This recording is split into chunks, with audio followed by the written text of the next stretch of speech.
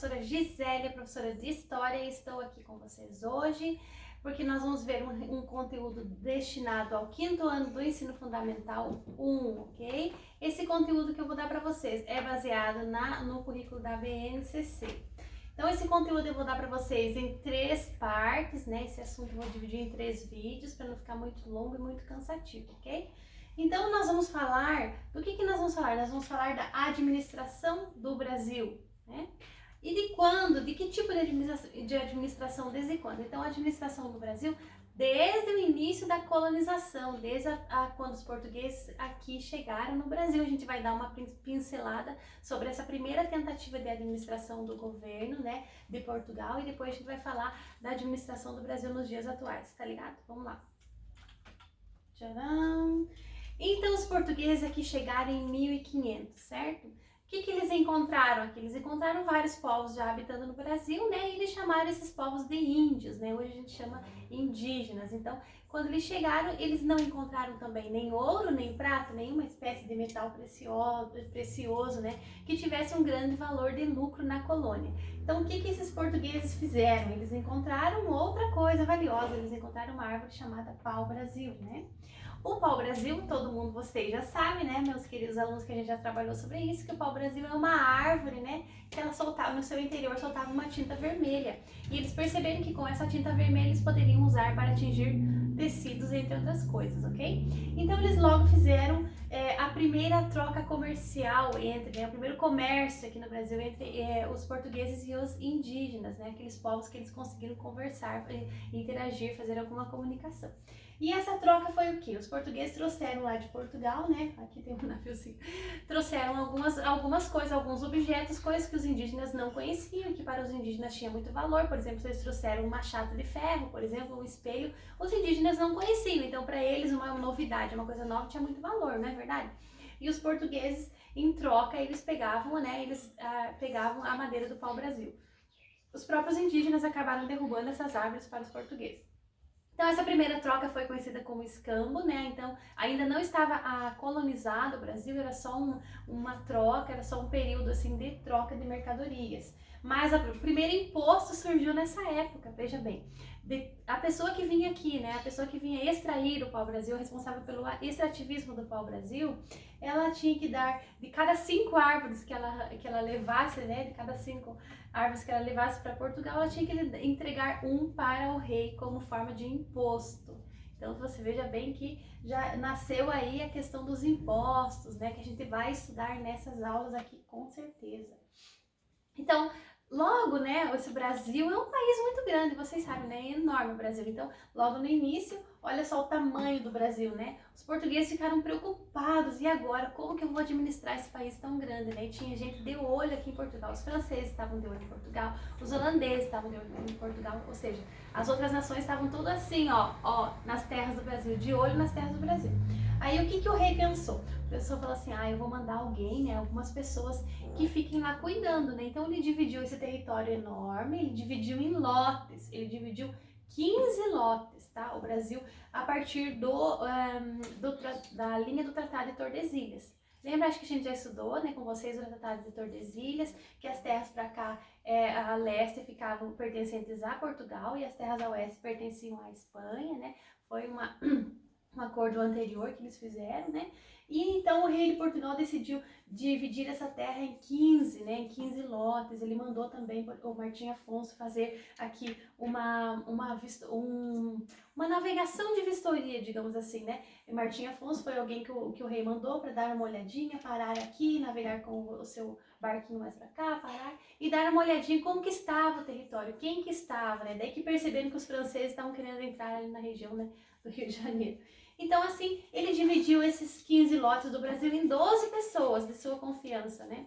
Mas aí eu pergunto, dividiu 15 em 12? Então, já no começo, no início da colonização do Brasil, já teve uma divisão de terras injusta, né? Você dividir 15 lotes para 12 pessoas significa que alguma das pessoas vão ficar com mais lotes, com mais terra do que as outras, certo? Então, essa foi uma primeira tentativa, né, do rei de Portugal de administrar esse território grande. Então, quem seriam esses caras, né? Quem seriam as pessoas que iam iam vir para cá, né, ficar com esses lotes. Ele fez uma doação.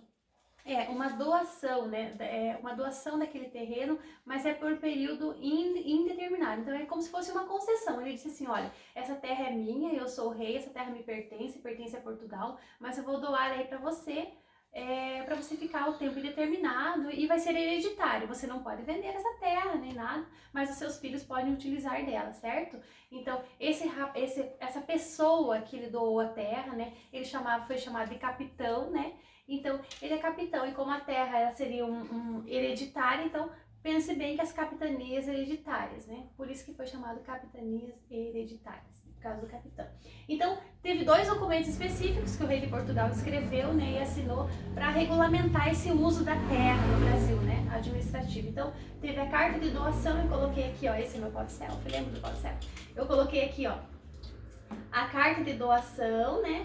Esse aqui é um exemplo, um documento histórico, então é um exemplo, né, da carta de doação escrita pelo rei de Portugal, e ali ele estava escrito quais eram os deveres, que era um comprovante, né? Tá escrito ali o comprovante de que realmente aquele capitão donatário tinha posse sobre aquela terra, apesar de ser uma concessão, ou seja, uma concessão é por um período, né? Como se fosse um empréstimo da terra. E a outra carta é a carta foral, esta cartinha aqui, a carta foral. A carta foral, ela vai falar quais eram os direitos e quais eram os deveres desse capitão donatário, né? Dessa pessoa que ia ficar ali responsável por cuidar, administrar aquela terra, né? Extrair o que ele, né?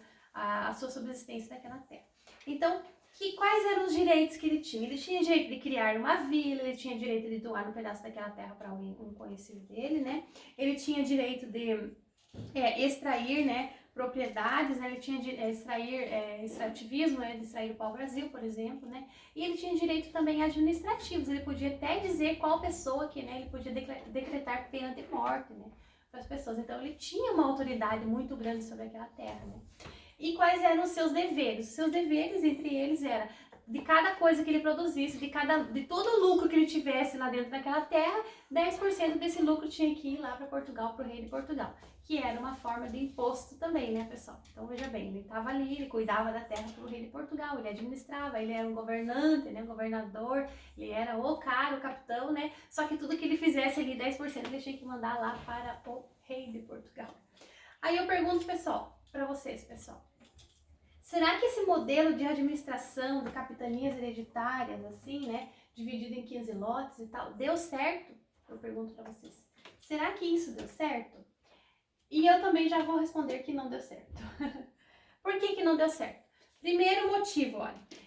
Todas as despesas, olha, eles começaram do zero, então eles vieram para o Brasil. O que tinha no Brasil? Tinha os povos que habitavam o Brasil, né? Tinham indígenas, mas tinha muitas florestas, não tinha nada aqui no Brasil. Então teve que se começar do zero, do zero, do zero, do zero. Então essas despesas para começar do zero, para construir as habitações, para construir as vilas, ficaram todas a critério do capitão donatário.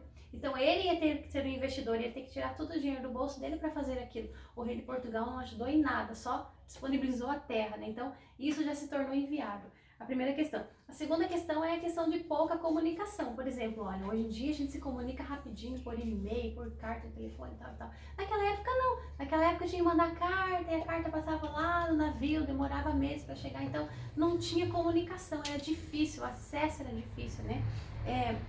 E também, veja bem, os portugueses chegaram, invadiram uma terra, né? Chamaram que era terra, disseram que a terra agora era deles, mas era uma terra que já habitava alguém, que já tinha dono, né? Os indígenas, né? Os povos que habitavam o Brasil, eles já estavam ali. Então, não é assim, vai chegar alguém ali na tua casa, vai morar na tua casa e você vai ficar quietinho. Não, os indígenas resistiram, eles invadiam ali as vilas, né? Eles atacavam as vilas, então, tentando resistir, ou seja, tentando expulsar, né, os portugueses. Então isso foi uma coisa que eles enfrentaram. Outra coisa também que os capitães donatários enfrentaram de dificuldade nessas capitanias foi a falta de trabalhadores. Eles podiam até querer fazer uma grande fazenda, plantar e tal, mas quem que ia trabalhar, né, para eles? Quem? Né? Não tinha trabalhadores. Eles tentaram escravizar os indígenas, né, mas também essa escravização não deu certo. Vocês vão ver mais para frente no outro conteúdo. Então depois escravizaram, né, acabaram escravizando os povos africanos. Dessas capitanias aí, 2 capitanias deu certo. O restante faliu tudo. Então, vou colocar aqui qual que deu certo. Ó, aqui coloquei um novo mapa das capitanias hereditárias, né? que foi a partir de 1530, quero deixar isso bem claro para vocês, a colonização. Então, uma das capitanias que deu certo foi a capitania de São Vicente, que é ali em São Paulo, hoje no estado de São Paulo, né? Inclusive foi a primeira vila fundada no Brasil. Lembrem-se disso, a primeira vila fundada no Brasil foi a vila de São Vicente, no estado de São Paulo, ok? Então, essa capitania deu certo. Outra capitania que deu certo foi a capitania de Pernambuco. Aí você pergunta, por que, professora, que só essas deram certo, né? Aqui está a resposta. Engenho de cana-de-açúcar, ou seja, eles plantaram cana-de-açúcar. Cana-de-açúcar, na época, era o produto de maior exportação, era o produto mais cobiçado. Todo mundo queria açúcar, né? Não fazia muito tempo que estava se começando o uso do açúcar na culinária, né, em tudo, em fazer bebidas e tal e tal. Então o açúcar era um produto da época, era da hora, tipo da moda, tá valendo.